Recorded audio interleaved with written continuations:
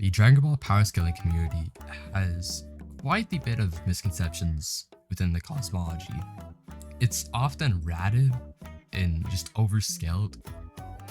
Some believe the cosmology to be very vast and scaled to the ranges of fifth dimensional to even outerversal, which is outrageous.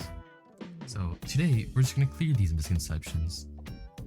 Many believe the Dragon Ball cosmology goes by the mini-world interpretation. The mini-world interpretation says that at each moment, multiple possibilities with unclear outcomes exist, splitting the universe into two universes where both outcomes cause two different truths that are just held within a different universe. Many mistake the mini-world interpretation with the Type 1 multiverse, in which these different worlds always existed rather than created. So the mini-world interpretation uses the idea of a wave function, saying that outcomes cannot be determined before it happens as both outcomes are happening. So at each moment, a wave function is solved into different parallel universes with contradictory outcomes that are equally true. Each of these universes exist at different positions in an infinite dimensional Hilbert space. So a quick overview of the mini-world interpretation is it follows wave functions to create new universes with different outcomes. These different outcomes are not predictable, and all universes are contained within an infinite dimensional Hilbert space. Now, let's get into why people think the Dragon Ball cosmology has this. So, firstly, the Universe 7 is stated to have an infinite amount of possibilities. And Universe 7 goes by parallel worlds, which just proves that an action has the opposite action in another parallel world.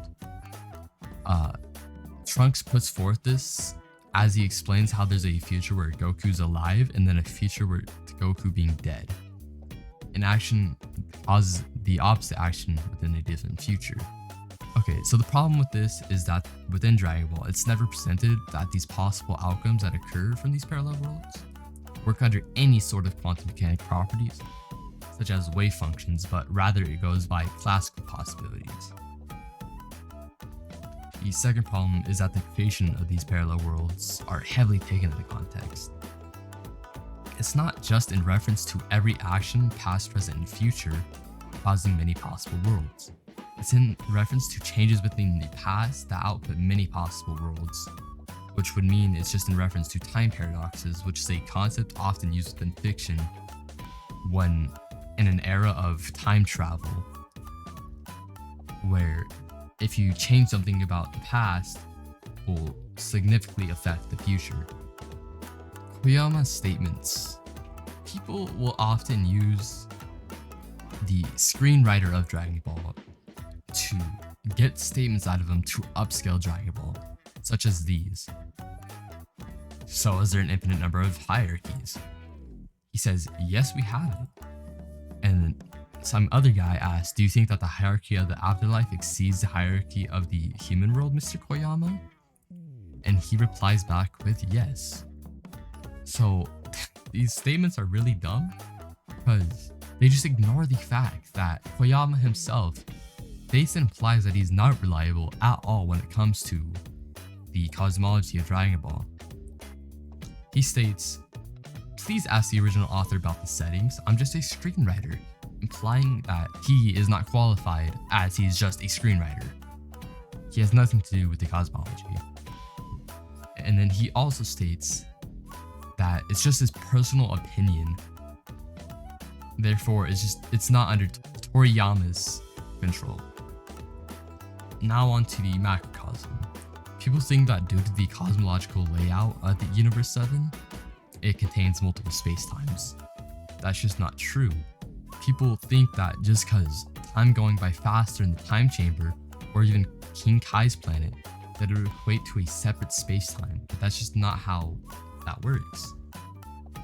Having a different flow of time does not inherently grant a separate spacetime continuum.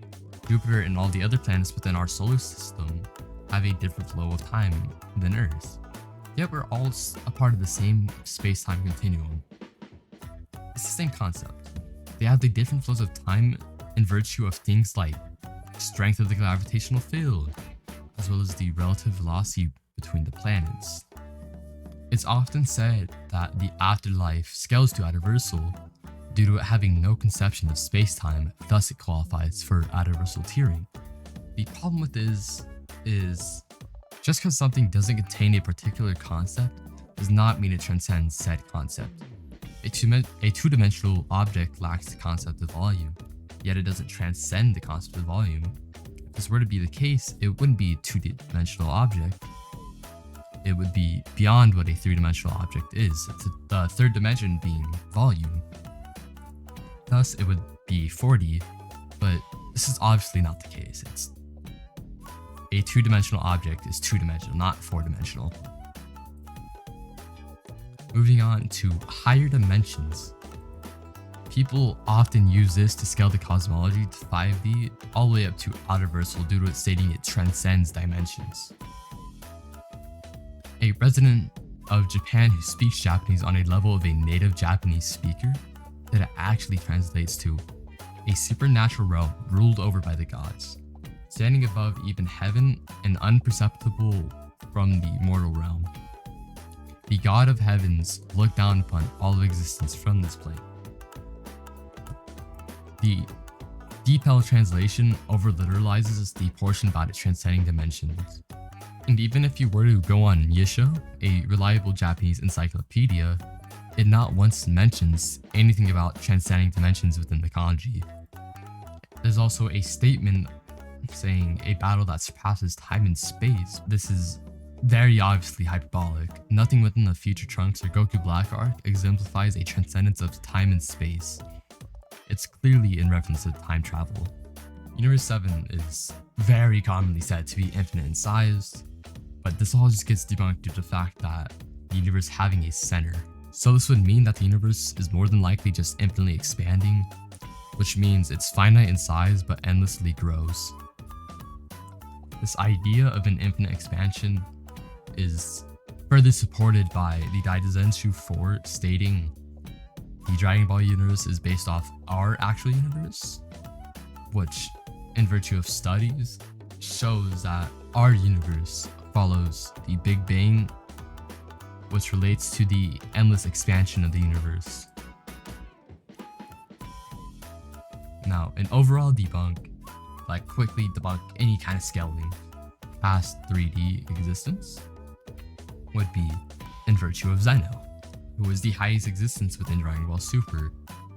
Zeno was affected by a time paradox, meaning when time was tampered with in the Future Trunks saga, it caused the creation of another Zeno.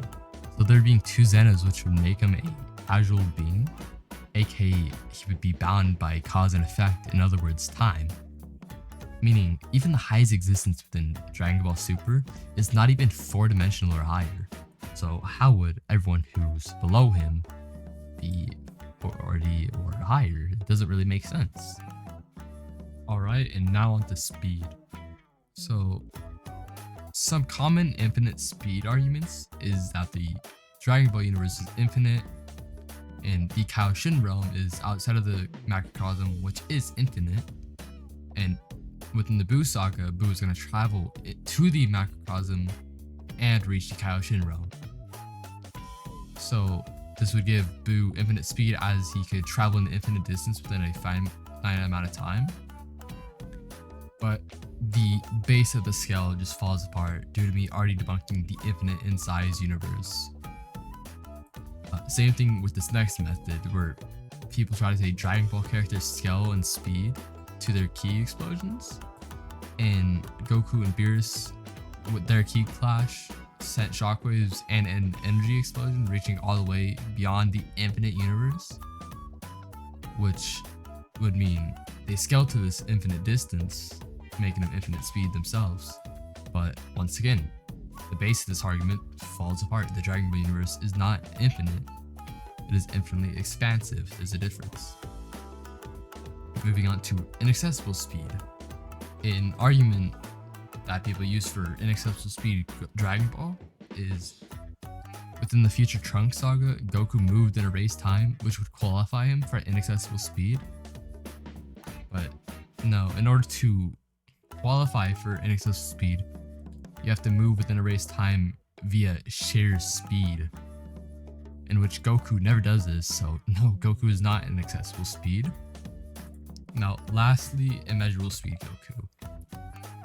People try to use the argument that Jiren transcends time, so he's beyond linear time, which qualifies for immeasurable speed. No, this is just taken out of context heavily. His time ability only works on those less than or equal to his power. This is also supported in the anime as well, when Hit states he doesn't have enough power to keep Hit in the time cage. So Veto's statement in response to Jiren breaking his time cage with Hack's resistance is hyperbolic, and he does not actually transcend time, but it just shuts down the entire argument. So yeah, no one in Dragon Ball is infinite inaccessible or even immeasurable speed. Alright, so this is going to be it for the video. Make sure to go follow my TikTok, subscribe to my channel, leave a like, and comment what video I should do next, and see ya.